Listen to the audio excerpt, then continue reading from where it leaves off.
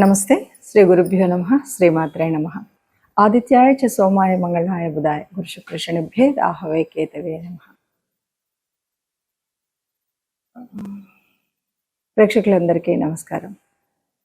ప్రతి మాసం లాగానే మాస ఫలితాల్లో ముఖ్యంగా మే నెల 2026 గాను మాస ఫలితాలని చూద్దాం.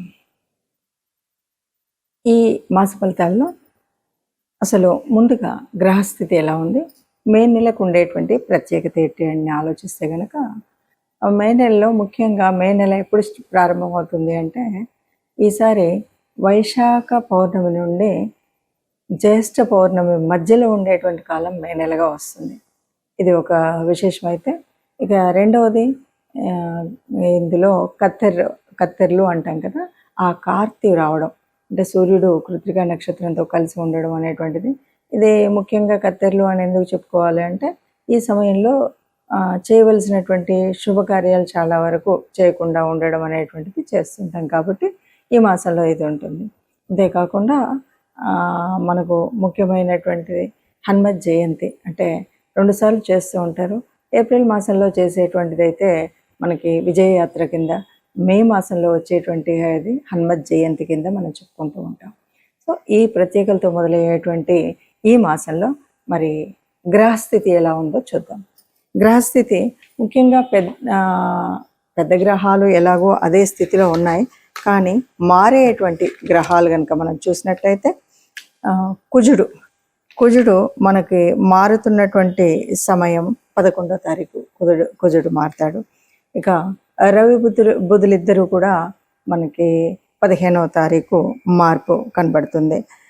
అంటే మేషము నుండి మనకి వృషభంలోకి వెళ్ళేటువంటి స్థితి కనబడుతుంది. ఇక శుక్రుడు దాదాపు 20వ తారీఖు నుండి ఇక్కడే ఉన్నటువంటి శుక్రుడు తదుపరి మనకి చెప్పాలి అంటే 7వ తారీఖు శుక్రుడు మారిపోతాడు. ఇది మనకి కనిపించేటువంటి గ్రహాల్లో ఉండేటువంటి మార్పు. మిగతా గ్రహాలు ఎలాగో చాలా శుక్రుడు, శని, పెద్ద గ్రహం కేతువు, రాహు, ఈ వీళ్ళల్లో ఏ మార్పు అయితే లేదు, గురువు.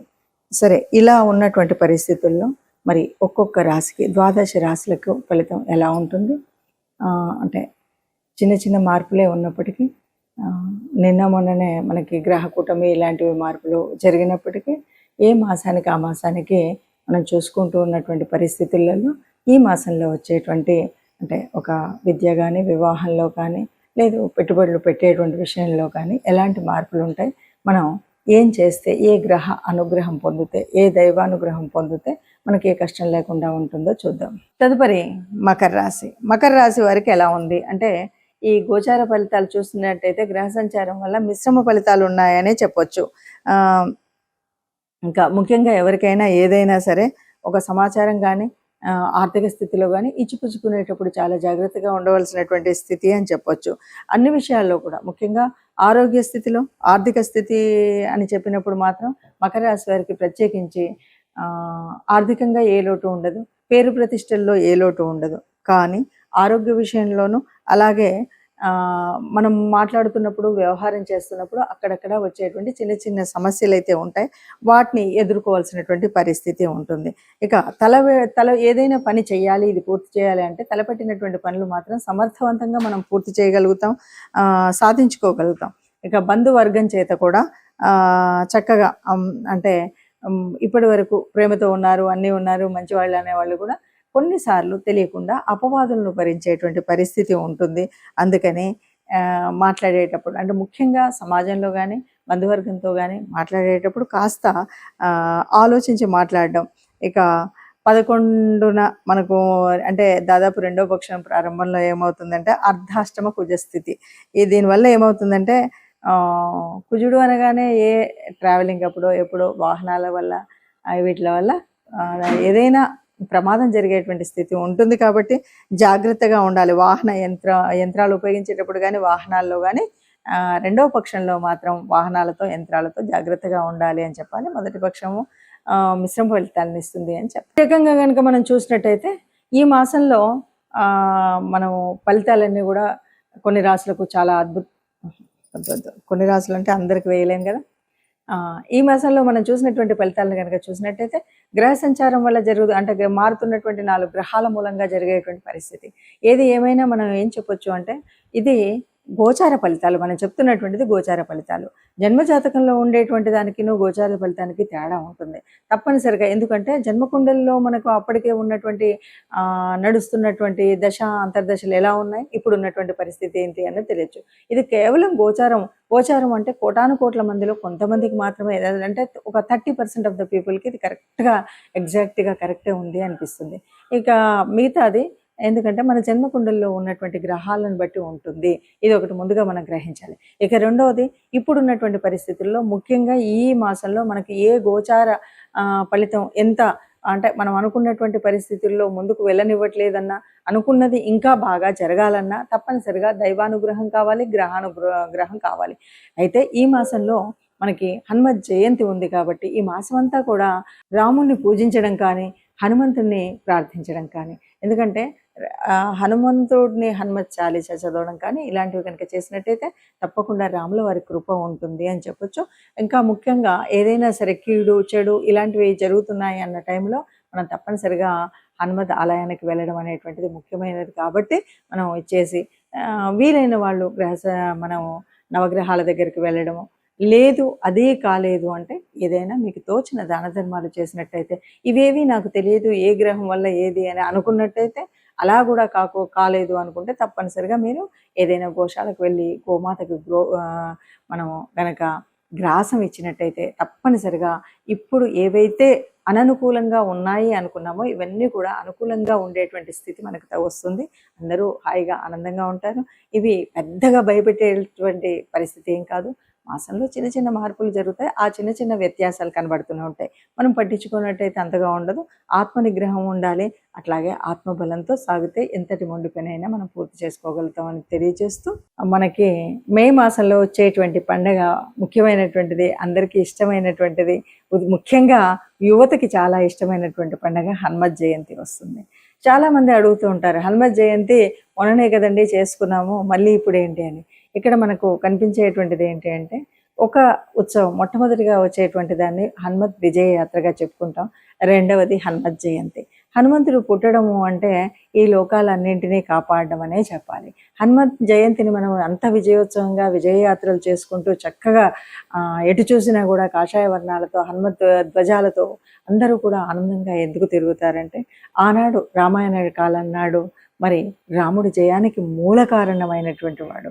అలాగే ఇప్పటికీ అప్పటికి ఎప్పటికి కూడా ఒక తేజస్సు కానీ, ఒక చైతన్యం అంటే ఎలా ఉండాలి, ఒక దాసతత్వం అంటే ఎలా ఉండాలి, ఒక స్నేహం అంటే ఎలా ఉండాలి, విజ్ఞానంలో నవవ్యాకరణం తెలిసినటువంటి వాడు అంటే ఎలా ఉండాలి, ఒక కార్యశూరత్వంలో ఎలాంటి స్థితి ప్రజ్ఞత ఉండాలి, కార్యాన్ని సాధించుకురావడంలో ఎలా ఉండాలి, ఇవన్నీ మనకు చెప్పేటువంటి వారు హనుమంతుల వారు. అందువల్ల హనుమత్ జయంతి మనందరికీ కూడా ఎప్పటికీ చైతన్యాన్ని అందించేటువంటిది. ఒక పనిని నిర్విఘ్నంగా పూర్తి చేయగలిగే శక్తి సామర్థ్యాలు కావాలి అంటే హనుమత్ జయంతిలో మనము ఆ రోజు హనుమంతుడిని ప్రార్థించడం, పూజించడం, హనుమాన్ చాలీసా చదవడం, మరి దండకాన్ని చదువుతామా, లేదు సింధూరాన్ని వేయిస్తామా, వడమాల వేయిస్తామా, ఇవి ఏమున్నా సరే ఇవన్నీ కూడా మన పూజా విధానంలో ఒక భాగమే అనుకుంటాం. హనుమత్ దేవాలయాల దగ్గరికి వెళ్ళి చక్కగా మన వాహనాలని ఏ రకమైన ఇబ్బందులు రావద్దని పూజించుకోవడం, మనం అక్కడికి వెళ్ళి నాకు ఏ రకమైనటువంటి దుష్ట పీడలు ఇలాంటివి ఏవి నా శరీరానికి రాకూడదని దైవ అనుగ్రహం పొందడం, ఇవన్నీ ఒక ఎత్తు. ఇవి కాకుండా మనం హనుమంతుడి నుండి నేర్చుకోవాల్సినటువంటిది ఏమిటి అంటే, ఎంతటి వాడైనా సరే ఎక్కడ ఎదగాలో ఎక్కడ ఒదగాలో ఇది తెలిసినటువంటి వాడు హనుమంతుడు.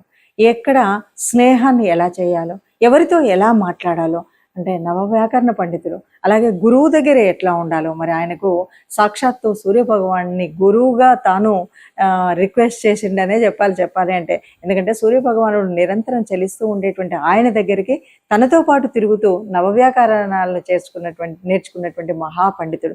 కాబట్టి విద్యార్థి లోకానికి ఎప్పటికి కూడా మనం ఏదైనా జ్ఞానం నేర్చుకోవాలంటే ఎలా ఉండాలి, ఎంత నిరంతర ప్రయత్నం ఎలా ఉండాలి, ఇవన్నీ విషయాలు చెప్పేటువంటిది అది. అంతేకాదు ఒక కార్యాన్ని సాధించాలి అంటే కేవలం రామనామంతో నేను ఏదైనా చేయగలుగుతాను అనేటువంటి సంకల్పంతో గట్టిగా ఉండి అన్ని రాముడే చేస్తున్నాడు అని చెప్పేటువంటి వాడు. అలాగే లంకకు వెళ్ళినప్పుడు ఏం చేస్తాడు, అక్కడ ఉన్నటువంటి తన బల ప్రదర్శన జరిగిన తర్వాత రావణాసురుడు అడిగినప్పుడు తన బలం ఏంటి, నువ్వు ఇంత బలవంతుడు ఎక్కడి నుండి వచ్చావు ఏంటి అంటే, నేను చాలా ఆ రామయ్య దగ్గర ఉన్నటువంటి అంతమంది సైన్యంలో అతి బలహీనుని నేనే అని చెప్తాడు. ఇది కార్యశూరత్వం అంటే ఒదిగి ఉండడం అనేటువంటి తత్వం. ఎక్కడ చూసినా కూడా నేను బలవంతుడిని అనేటువంటి గర్వం కాకుండా, నేను అందరిలో ఒకవాడిని, నేను సేవ చేయగలిగినటువంటి వాడిని, నేను సహాయం చేయగలిగినటువంటి వాడిని, నాకు అధికారం అక్కర్లేదు అన్నటువంటి వాడే. అందుకే కదా సుగ్రీవుడి తనకు ఒక రాజ్యాన్ని ఉండగలిగినటువంటి అయినప్పటికీ కూడా సుగ్రీవుడి దగ్గర మంత్రిగా పనిచేసినటువంటి వాడు. ఆ మంత్రిత్వం రాజుకి ఆ రాజ్యం లేని రోజు కూడా మంత్రిగా తన దగ్గరే ఉండిపోవడం, ఇది గొప్పనైనటువంటి లక్షణం. అలాగే ఏ కార్యం చేయాలన్నా అంటే లంకాన్వేషణలో సీతాన్వేషణలో లంకకు వెళ్ళేటప్పుడు ఎన్నో అడ్డంకులు ఉన్నాయి. ఎక్కడికక్కడ ఎదిగినప్పుడు ఎదిగాడు, ఒదిగినప్పుడు ఒదిగాడు. అంతే తప్ప హాయిగా ఆహార వ్యవహారాల్లో నేను చాలా ఆనందపడుతూ ఉండొచ్చు అనేటువంటి పరిస్థితి కాకుండా, మైనాకుడు సాయం చేద్దామని వచ్చిన రోజు కూడా ఇప్పుడు కాదు, నేను కార్యం పూర్తయిన తర్వాత అంటూ చెప్పినటువంటి మహానుభావుడు. అందువల్ల హనుమత్ జయంతి అనేటువంటిది కేవలం ఒక ర్యాలీ చేసుకోవడానికి ఇంకో కాదు. హనుమంతుడు ఏ రకంగా తన ధర్మ రక్షణ కోసం రాముణ్ణి తన గుండెల్లో నిలుపుకున్నటువంటి భక్తుడుగా, రామ రాజ్యం కోసం పాటుపడినటువంటి ఒక సైనికుడిగా, సీతాన్వేషణలో తాను చేయవలసినటువంటి కార్యసాధకుడు ఎలా ఉండాలో అలాంటి కార్యసాధకుడుగా మనం ఆయన్ని ఆదర్శంగా తీసుకుంటే హనుమత్ జయంతిని చక్కటి పండగగా జరుపుకున్న వాళ్ళం అవుతాం.